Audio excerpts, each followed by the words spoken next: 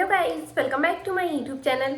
सो guys, कल मैंने बताया था कि मैं आज एक न्यू टारगेट स्टार्ट करने वाली हूँ। और अभी इतने दिन से जो मेरा SBI PO का टारगेट चल रहा था उसको बहुत टाइम हो चुका है और लास्ट वही टारगेट था, क्योंकि SBI PO का एग्ज़ाम दिया था। उसके बाद मैंने IBPS का एग्ज़ाम तो दिया नहीं था, मैंने कल के ब्लॉग में बताया था। और हाँ, मैं ये बताना भूल गई थी कि मेरा जो SBI PO का एग्ज़ाम था वो कैसा गया था। तो SBI PO का एग्ज़ाम तो बहुत ही बुरा गया था। मैंने लिटरली 55 अटैम्प्ट किए थे, जो कि बहुत ही कम है।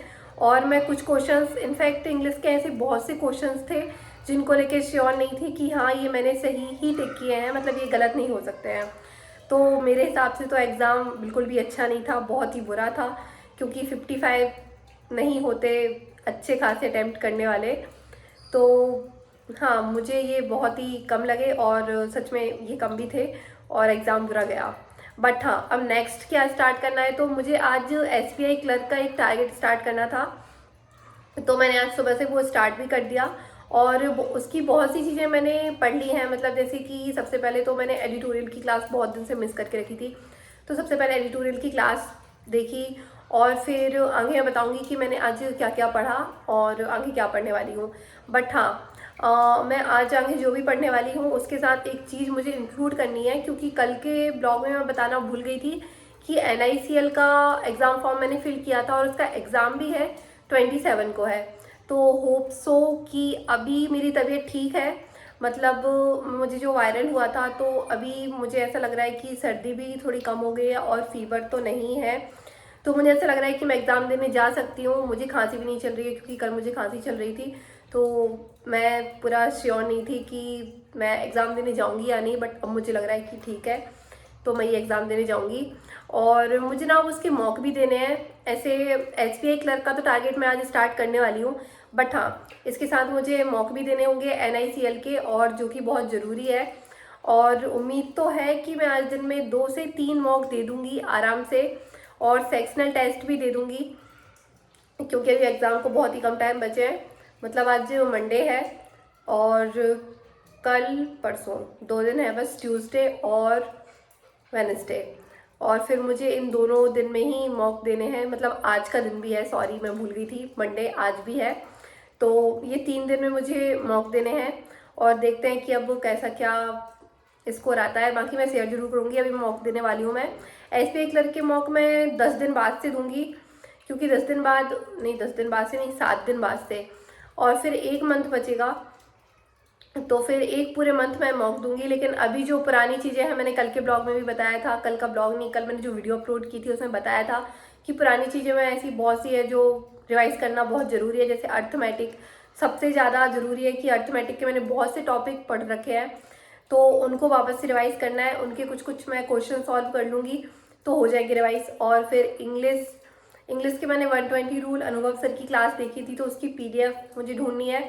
और हाँ, किसी को अगर अनुभव सर की PDF पता हो कि कैसे मिलेगी, मैंने उनकी वीडियो देखी, उन्होंने बोला कि टेलीग्राम चैनल पे मिल जाएगी।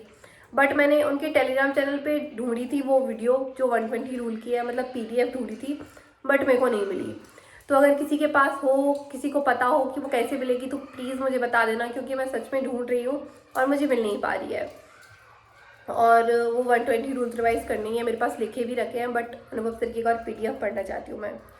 और फिर उसके साथ रीजनिंग का तो जैसा भी है, मैंने बताया कि अपना सिलेबस पूरा कंप्लीट है, तो मुझे बस उसके सेक्शनल टेस्ट लगाने हैं, क्योंकि स्पीड लिटरली बहुत ही कम हो गई है। मतलब बची ही नहीं होगी, मुझे तो ऐसा लग रहा है।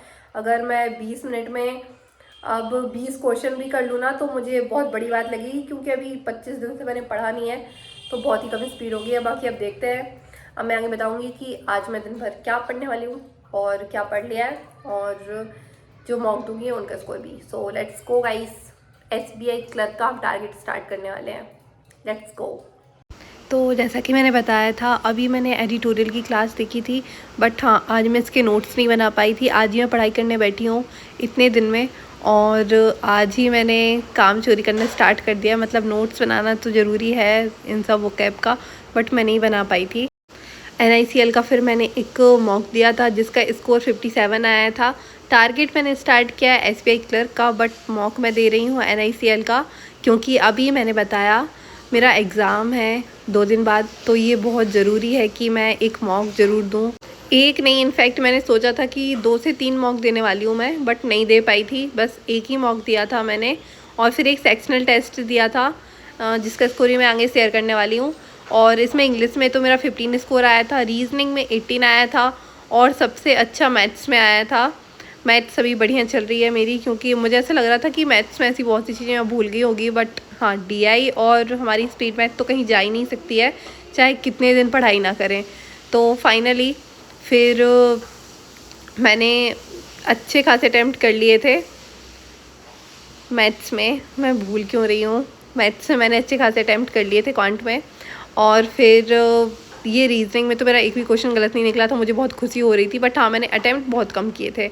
और फिर उसके बाद मैंने क्वांट में देखा तो मेरे 2 क्वेश्चन गलत निकल गए थे। मैंने अर्थमेटिक करने की कोशिश की थी, जो कि बहुत ही नाकाम कोशिश थी, क्योंकि इसके क्वेश्चंस गलत निकल गए थे। और इंग्लिश में तो मैं क्या ही बोलूँ, मेरे क्वेश्चंस गलत निकलते हैं ही। अभी यहाँ पे देखो कितने ज़्यादा रेड पॉइंट है, मतलब बहुत ही ज़्यादा गलत निकले हैं मेरे क्वेश्चंस। और फिर उसके बाद मैंने एक सेक्शनल टेस्ट दिया था और इसमें मेरा स्कोर आया था 19, जो कि कम स्कोर था मैंने जब एक मॉक दिया था उससे, क्योंकि उस बार मेरा क्वांट में 24 स्कोर आ गया था, बट इस बार थोड़ा कम आया। और फिर मैंने देखा तो मेरे कुछ क्वेश्चंस गलत निकल गए थे और साथ में मैंने अटैम्प्ट ही कम किए थे। इसमें पता नहीं ऐसा क्यों हुआ था कि मैं अटैम्प्ट नहीं कर पाई थी, बट कोई बात नहीं, अब मुझे अच्छे से ट्राई करना है। इसमें बहुत सिली से क्वेश्चंस गलत निकल गए थे, जैसे कि मेरे सिंप्लीफिकेशन के ही क्वेश्चंस गलत निकल गए थे।